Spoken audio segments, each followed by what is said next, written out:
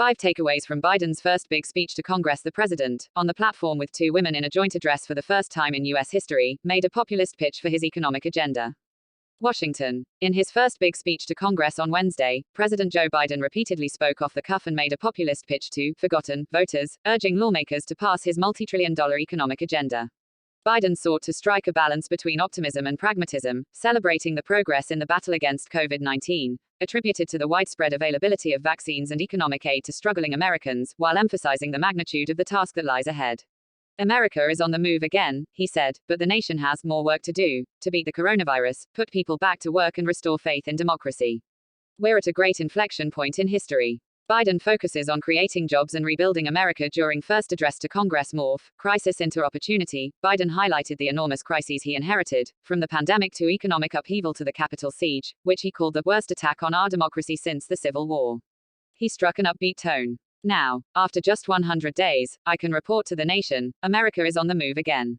Turning peril into possibility. Crisis into opportunity. Setbacks into strength, he said. We all know life can knock us down. But in America we never, ever stay down. Biden, who is implementing a sweeping $1.9 trillion COVID-19 relief law, has called on Congress to build on it with a $2.25 trillion infrastructure and jobs plan and a $1.8 trillion expansion of the family safety net.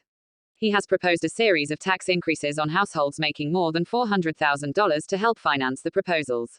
None of it will be easy to pass as Republicans unify in opposition and Democrats hold razor-thin margins in both the House and the Senate. Populist appeals to forgotten voters. A theme of Biden's first 100 days has been to appeal to Republican voters, even if he can't win over their representatives in Congress. He kept that up in the speech by describing his plans as having been designed for Americans who feel forgotten, a word former President Donald Trump often used to describe his voters. I know some of you at home are wondering whether these jobs are for you. So many of you, so many of the folks I grew up with, feel left behind and forgotten in an economy that's rapidly changing. It's frightening, Biden said, calling his plan a blue-collar blueprint to build America. He said that 90% of the new jobs wouldn't require college degrees and that 75% wouldn't require associate's degrees. And Biden used populist rhetoric targeted as much at Trump voters in conservative strongholds as at liberals in cities like New York or Portland. Wall Street didn't build this country. The middle class built this country. And unions built the middle class. Similar approach as $1.9 trillion law. Biden continued to walk a fine line between encouraging bipartisan discussions about alternatives or changes to his American jobs plan and making it clear that he believes an aggressive approach is necessary. I applaud a group of Republican senators who just put forward their own proposal.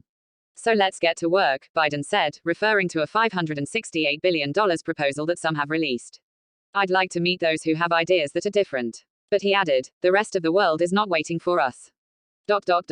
Doing nothing is not an option. Biden followed that by selling his American Families Plan, emphasizing its new spending on community college, child care and paid family and medical leave, and its proposal to make the annual $3,000 to $3,600 cash allowance per child for raising kids through 2025 permanent. 2 women, a historic first. It was the first time in American history that 2 women sat on the dais behind the president, Vice President Kamala Harris and House Speaker Nancy Pelosi, D. Califf. Representing the line of succession to the Oval Office. Both wore masks. And it wasn't the only break from the past. Social distancing rules for the pandemic meant lawmakers had to ration invitations. Guests weren't allowed. A usually packed chamber was limited to about 200 attendees. Biden goes off script. Again and again the president didn't appear to care much for sticking to his prepared remarks. He made some revisions and plenty of additions along the way.